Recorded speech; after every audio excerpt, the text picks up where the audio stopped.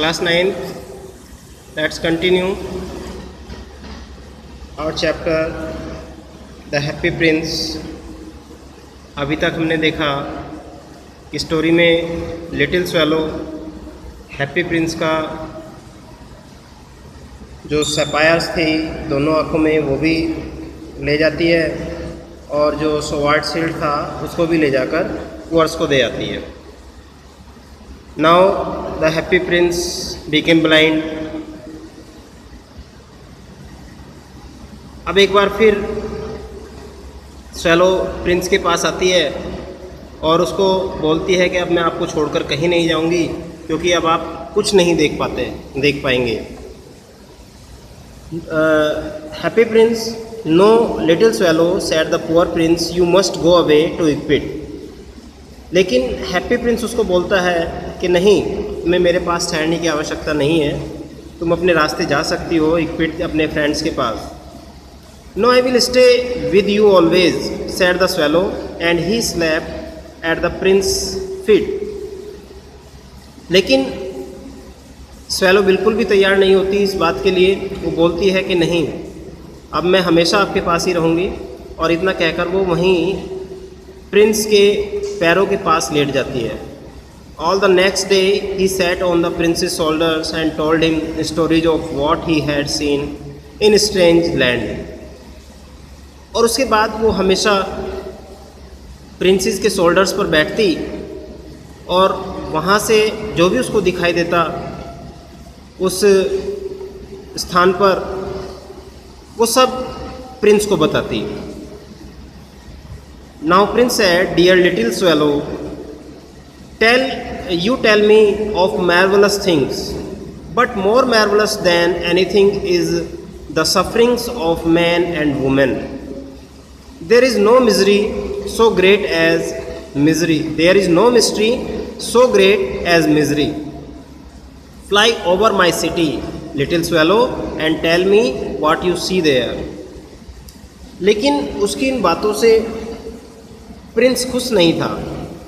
वो कहता है कि तुम मुझे यहाँ से सब अच्छी अच्छी बातें बता रही हो, लेकिन जो आदमी और औरतों के कष्ट हैं, पीड़ाएं हैं, उनके बारे में तुम मुझे कुछ नहीं बता रही हो। There is no mystery so great as misery. इससे बड़ा दैन्य से बड़ा कोई रहस्य नहीं है। फ्लाई ओवर माई सिटी, तुम मेरे सारे शहर में जाओ little swallow, and tell me what you see there, और वहाँ जाकर देखो कि तुमने वहाँ पर क्या देखा। So little swallow flew over the great city and saw the rich making merry in their beautiful houses while the beggars were sitting at the gates. He flew into dark lanes. He saw the white faces of the starving children looking out listlessly at the black streets. Under the archway of a bridge, two little boys were lying in each other's arm to try and keep themselves warm. How hungry we are, they said. You must not lie here, shouted the watchman, and they wandered out into the rain. अब little swallow शहर में निकलती है, भ्रमण करती है, वहाँ पर घूमना प्रारंभ करती है। वो देखती है कि सभी धनी व्यक्ति अपने सुंदर घरों में आराम से रह रहे हैं, जबकि जो भिखारी हैं वो दरवाज़ों पर पड़े हुए हैं। वो अंधेरी गलियों में जाती है और उन चेहरों को देखती है जो सफ़ेद हो चुके हैं भूख के कारण। अंधेरी गलियों में जाकर देखती है कि दो बच्चे एक ब्रिज के नीचे लेटे हुए हैं, एक दूसरे की बाहों में बाहें डालकर और अपने आप को गर्म करने का प्रयास कर रहे हैं सर्दी में। और वो कह रहे थे कि हम कितने भूखे हैं। लेकिन तभी एक वॉचमैन वहाँ पर आता है। वो बोलता है उन बच्चों से कि तुम्हें यहाँ पर नहीं रुकना चाहिए, तुम यहाँ से जाओ। और जैसा ही वो वॉचमैन उन बच्चों को वहाँ से हटने के लिए बोलता है, बच्चे वहाँ से चले जाते हैं और बाहर आकर वर्षा में भीगने लगते हैं। Then he flew back and told the prince what he had seen. और इसके बाद लिटिल स्वेलो वहाँ से उड़कर वापस चली जाती है और राजकुमार को सारी बातें बताती है जो कुछ भी उसने देखा। I am covered with fine gold said the prince. You must take it off, leaf by leaf, and give it to the poor. The living always think that gold can make them happy. इस बात से काफ़ी दुखी होकर अब राजकुमार swallow से बोलता है कि मैं जो मेरी बॉडी है वो सारी की सारी गोल्ड से कवर हुई हुई है, तुम थोड़ा थोड़ा गोल्ड मेरी शरीर से उतारो और उन पुअर्स लोगों को जाकर दे दो, क्योंकि गरीब लोग सोचते हैं कि सोना अगर हमारे पास है तो सब खुशियाँ हमारे पास हैं। Leaf after leaf of the fine gold the swallow picked off till the happy prince looked quite dull and grey. अब थोड़ा थोड़ा करके स्वेलो वहाँ से थोड़ी थोड़ी सी परत उतारती गोल्ड की और वहाँ से ले जाकर उन गरीब लोगों को दे आती। लीफ आफ्टर लीफ, जब तक थोड़ा थोड़ा परत वो उतारती रही और तब तक उतारती रही जब तक पूरा जो स्टेचू था हैप्पी प्रिंस का वो डल नहीं हो जाता है। डल या उसका जो शाइनिंग थी वो सब हट जाती है, वो ग्रे जैसा स्टोन का कलर था बिल्कुल ग्रे, उस कलर का दिखने लगता है। Leaf after leaf of the fine gold he brought to the poor, और धीरे धीरे उसने सारी गोल्ड की परत वहाँ से हटाकर गरीब लोगों तक पहुँचा दी। And the children's faces grew rosier and they laughed and played in the street, we have bread now they cried. अब वो बच्चे जिनके चेहरे फेडेड हो चुके थे, भूख के कारण वाइट थे, अब उनके चेहरे पर थोड़ी रौनक आती है और वो हंसते हैं और खेलते हैं गलियों में और कहते हैं कि अब हमारे पास खाने के लिए खाना है। Then the snow came and after the snow came the frost, the streets looked as if they were made of silver, everybody went about in furs and the little boys wore scarlet caps and skated on the ice. The poor little swallow grew colder and colder, but he would not leave the prince. He loved him too well. He picked up crumbs outside the baker's door when the baker was not looking and tried to keep himself warm by flapping his wings.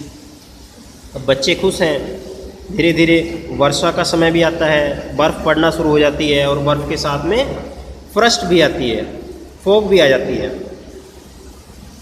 सभी गलियां ऐसे दिखाई देने लगती हैं जैसे उनको silver से ढक दिया गया हो, कवर कर दिया गया हो, स्नो से, बर्फ़ से ढक जाती हैं सभी। एवरीबडी वेंट अबाउट इन फर्स यानी कि अच्छे ऊनी कपड़े पहनकर सभी बाहर निकलते हैं। And the little boys wore scarlet caps and skated on the ice, और जो छोटे बच्चे थे वो भी स्क्रैटल्स कैप्स पहने हुए हैं जो उनको वार्म रखती हैं और बर्फ़ पर टहलते हैं।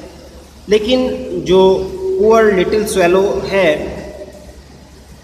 वो सर्दी में और ज़्यादा बढ़ जाती है तो और ज़्यादा उसको ठंड लगने लगती है, लेकिन वो फिर भी हैप्पी प्रिंस को छोड़कर वहाँ से नहीं जाती है, क्योंकि he loved him too well, वो अब उससे प्रेम करने लगी थी। He picked up crumbs outside the baker's door when the baker's was not looking and tried to keep himself warm by flapping his wings.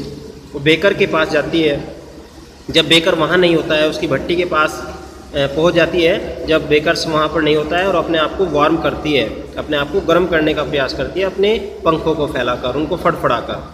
But at last he knew that he was going to die. He had just enough strength to fly up to the prince's shoulders once more. Goodbye dear prince, he murmured, will you let me kiss your hand. लेकिन अंत में उस swallow को भी पता चल जाता है कि अब उसका अंत निश्चित है, क्योंकि वो सर्दी बर्दाश्त नहीं कर पाएगी। He had just enough strength to fly up to the princess shoulders once more. एक बार फिर वो अपनी फुल स्ट्रेंथ के साथ उड़ती है और प्रिंसेस के शोल्डर्स तक पहुंच जाती है और प्रिंसेस को बोलती है गुड बाय डियर प्रिंस। उसने धीरे से बुदबुदाते हुए कहा will you let me kiss your hand, क्या तुम मुझे अपने हाथ पर किस करने की अनुमति दोगे। I am glad that you are going to इक्विट एट लास्ट लिटिल स्वेलो। लेकिन प्रिंस सोचता है कि शायद गुड बाय जो स्वेलो कह रही है वो इक्विट जाने के लिए बोल रही है। You have stayed too long here but you must kiss me on the lips for I love you. You have stayed too long here, तुम काफ़ी समय तक मेरे पास रुकी, but you must kiss me on the lips, लेकिन तुम्हें मुझे मेरे लिप्स पर किस करना चाहिए क्योंकि मैं भी तुमसे प्रेम करता हूँ। इट इज़ नॉट टू इक्विट that I am going said the swallow, I am going to the house of death.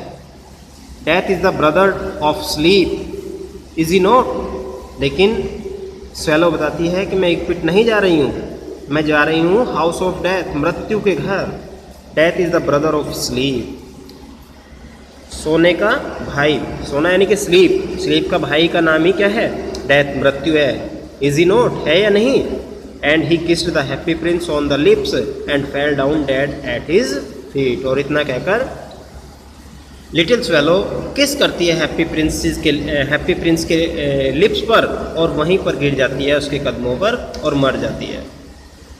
At that moment A curious cracks sounded inside the statue as if something had broken.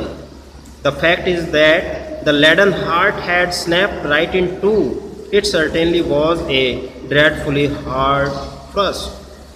उसी क्षण एक crack की आवाज़ आती है statue के अंदर से, टूटने की आवाज़ आती है। As if something had broken, जैसे कि कुछ टूटा हो। The fact is that the leaden heart had snapped right into two. और ऐसी आवाज़ इसलिए आई थी कि जो लीड का जो हृदय था स्टैचू का वो टूटकर दो भागों में बट चुका था। It certainly was a dreadful hard thrust. और ये निश्चित रूप से जो भयंकर बर्फबारी हो रही थी उसकी वजह से, भयानक बर्फबारी की वजह से हुआ था।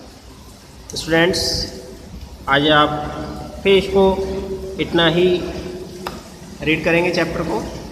चैप्टर काफ़ी लेंथी है, एक दिन का वर्क इसमें और रह गया है आपका रीडिंग करने का। बाकी का वर्क हम नेक्स्ट वीडियो में डिस्कस करेंगे। वीडियो की हेल्प से आपको चैप्टर को रीडिंग करना है। आज के लिए इतना ही। Bye students.